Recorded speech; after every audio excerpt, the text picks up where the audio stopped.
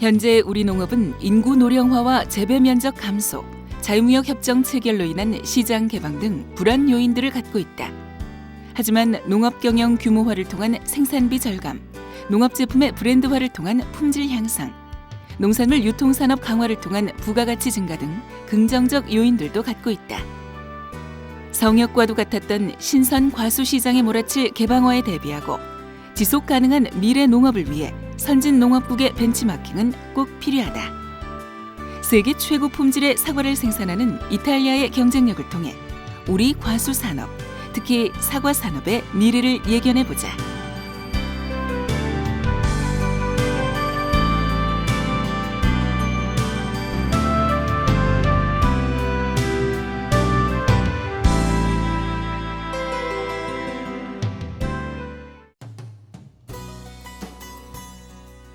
세계인의 대표 과일 사과는 중앙아시아 코카서스 산맥 북부를 원산지로 하며 약 4,000년 이상의 역사처럼 세계 곳곳에서 재배되고 있다. 비단길을 따라 동으로는 중국, 서로는 유럽으로 전파되기 시작한 사과는 17세기 후반 우리나라에 들어오며 국민과일로 자리 잡았다. 세계의 사과 품종은 약 2,500종이 넘으며 빨간색부터 초록, 황색까지 다양하다. 또한 대추만한 크기의 사과에서 핸드볼만한 사과까지 크기 또한 다양하다. 현재 사과는 세계 63개국 492만 헥타르에서 재배되고 있으며 연간 7천만 톤이 생산된다. 우리나라는 90년대 중반을 정점으로 사과 면적과 생산량이 지속적으로 감소했지만 최근 몇 년 전부터 새로운 품종과 가공 제품 등이 개발되며 소비가 다시 늘고 있다.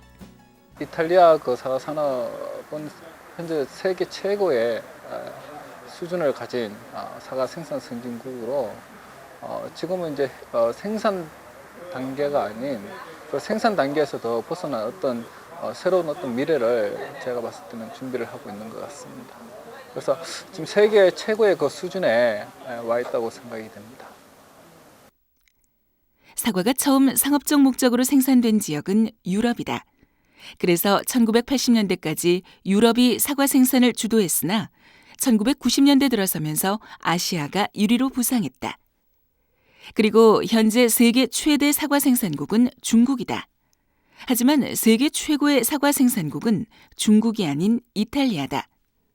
이탈리아는 중국에 비해 재배 면적이 36분의 1임에도 불구하고 생산량은 13분의 1로 재배 면적당 생산량에서 엄청난 차이를 보이고 있다. 이태리 이쪽의 장점이 우리나라보다 단위 면적당 수량이 생산량이 2배, 3배로 아주 높습니다.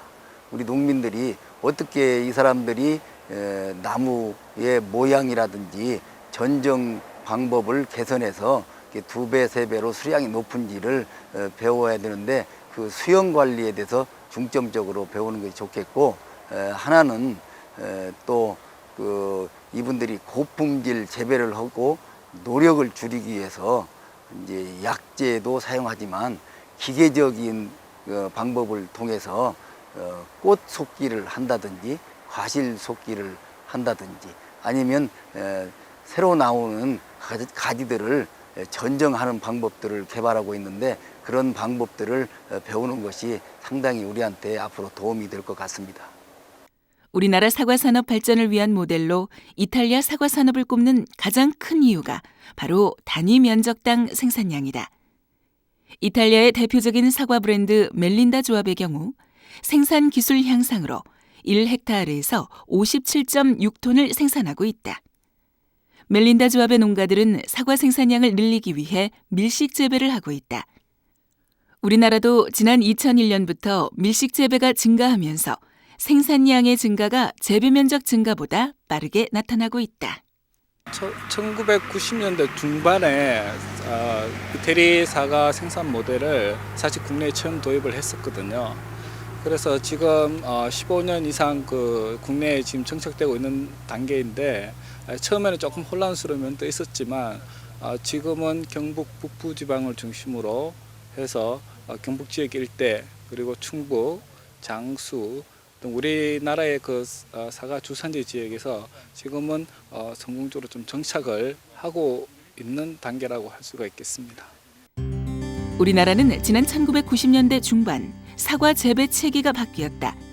사과 선진지 연수를 다녀온 농업인들과 전문가들이 이탈리아의 남티롤 생산 시스템을 모델로 도입했기 때문이다. 그 대표적인 것이 바로 밀식 재배다. 밀식 재배는 심은 지 5년 후부터 최대 수확량을 보이는데 나무 한 주당 2박스의 사과 수확이 가능하다. 예를 들어 사과나무 간격을 2m에서 1m로 줄이고 폭도 4m에서 3.5m로 줄이게 되면 1헥타르당 23톤 생산해서 60톤까지 생산량을 대폭 늘릴 수 있다.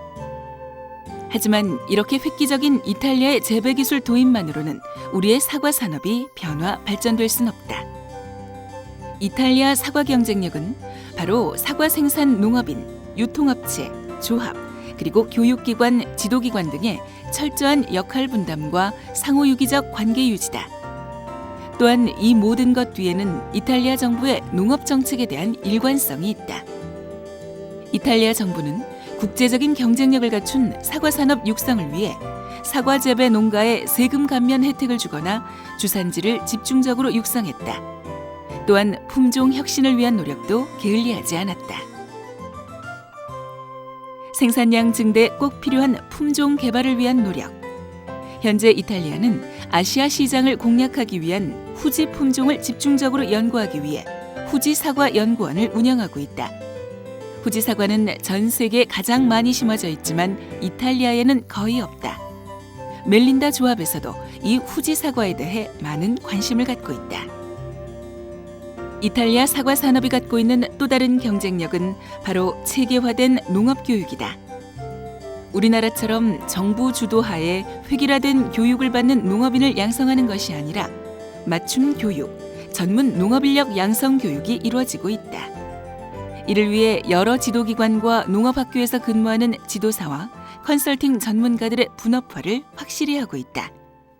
네, 여기 와서 여러 지도기관 그리고 연구센터 등을 이렇게 방문을 하고 그곳에서 각자 지도사분들, 연구하시는 분들을 뵈면서 각자가 맡은 역할에 대해 집중할 수 있도록 지도면 지도, 컨설팅면 컨설팅, 연구면 연구에 집중할 수 있도록 어떤 행정적인 부분이라든지가 따로 이제 마련되어 있고 시스템이 구축되어 있었다는 점이 좀 좋았던 것 같고요. 그리고 무엇보다 품목 실습 교육이 이루어질 수 있도록 여기처럼 이렇게 포장이 많이 마련되어 있고 그리고 각종의 수령의 나무, 품종의 나무 이런 것들을 비교 분석할 수 있도록 그리고 실습을 직접 할 수 있는 포장이 마련되어 있었다는 점이 인상적이었던 것 같습니다. 정부, 교육기관, 그리고 이탈리아 사과 산업에서 빼놓을 수 없는 것이 바로 조합이다. 대표적인 것이 바로 멜린다 조합인데 이 조합은 법인 형태의 협동 조직으로 1997년 시작됐다. 4,200명의 농업인이 생산한 모든 사과를 조합에서 처리하며 까다로운 재배 관련 세부 사항을 준수토록 하고 있다. 이로 인해 멜린다 조합의 사과는 글로벌 품질, 세계 최고 품질을 자랑하고 있다. 앞으로 멜린다 조합은 생산자, 즉 회원들의 소득 증대를 위해 다양한 방법으로 노력할 것이라고 했다. 멜린다 조합은 이탈리아를 넘어 전 세계를 대상으로 사과 분야 최고 브랜드로 인정받고 있다. 물론 이런 명품 사과를 재배하는 4,200명의 사과 재배 농업인이 있기에 가능하다. 이탈리아 사과 산업의 가장 핵심인 농업인들. 이들은 소신과 뚜렷한 목적을 가지고 농업에 매진하고 있다. 세계적으로 손꼽히는 농업 생산국을 보면 각국의 자연 환경과 역사, 경제와 문화 상황에 맞게끔 농업을 발전시켜왔다. 이탈리아 사과 산업 역시 그렇다. 우리도 우리의 자연과 농업 환경, 그리고 수요자 중심의 정책이 지도, 연구, 교육과 만났을 때 사과 산업이 발전될 수 있다는 가능성을 봤다. 이제 그 가능성을 실현시키기 위해 재배 체계뿐만 아니라 조직, 정책, 유통 체계를 우리 실정에 맞게 정착시켜야 할 것이다. 세계 사과 시장의 개방화 물결이 거세다. 이에 따라 사과 생산국들은 각자의 경쟁력으로 그 물결을 헤쳐나가려 하고 있다. 우리나라 역시 세계적 수준의 사과 산업으로 한 걸음 나아가기 위해서는 해결해야 할 과제가 많다. 먼저 지리적으로 인접해 있는 일본, 중국과의 경쟁에서 앞서야 한다. 2001년 이후 세 나라의 사과 수출 현황을 보면 우리나라는 수출량이 안정되지 못하고 해에 따라 큰 차이를 보인다. 반면 일본은 2001년 2175톤에서 2007년 25,728톤까지 약 12배의 증가 추세이고, 중국은 2001년 30만 4천 톤에서 2008년 115만 3천 톤으로 약 4배 증가했음을 알 수 있다. 하지만 수출 단가에서는 우리나라가 킬로그램당 1,975달러로 일본의 2,844달러보다 약간 낮지만 중국의 606달러보다는 약 3배 이상 높다. 시장 개방으로 그 어느 나라보다 경계해야 할 대상은 바로 중국이다. 우리보다 저렴한 사과를 우리보다 훨씬 더 많이 생산하고 있기 때문이기도 하지만 우리와 같은 품종을 재배하고 있다는 것이 문제점이다. 그 품종이 바로 후지다. 물론 중국의 후지 사과와 우리의 후지 사과는 품종은 같으나 재배 기술의 차이만큼 품질에서도 차이가 난다. 하지만 머지않아 이 품질의 차이는 줄어들 것이다. 중국 정부가 2003년 우수농산물 지역 배치 계획을 발표하고 11개 품목을 발표했는데 그 안에 사과가 들어가 있다. 이후 사과 재배 지역에 대한 구조 조정, 대대적인 시설 투자가 이루어지고 있다. 이런 중국 사과 산업 발전과 함께 자유무역 협정 체결로 인한 시장 개방은 어떤 형태로든 중국산 사과가 국내 시장으로 들어오게 될 것이다. 이를 막기 위해 중국산 사과가 국내에 수입되지 않도록 하거나 수입 시기를 최대한 늦추는 방법이 있다. 하지만 어차피 해야 할 경쟁이라면 우리 사과의 품질, 생산 경쟁력을 빨리 높여 당당히 맞서는 것이 현명할 것이다. 우리나라의 사과 산업 발전은 곧 지속 가능한 사과 산업을 말한다. 이를 위해서는 다음과 같은 노력이 필요하다. 첫 번째, 사과 산업의 패러다임을 전환해야 한다. 이를 위해 영세 장목반이나 개별 농가 중심의 유통에서 첨단 전문 유통센터를 통한 과학적인 유통 방식으로 바뀌어야 한다. 그리고 철저한 품질 관리와 안전성 확보로 소비자 신뢰를 확보해야 한다. 두 번째, 사과 산업의 범위 확대를 통한 시장을 창출해야 한다.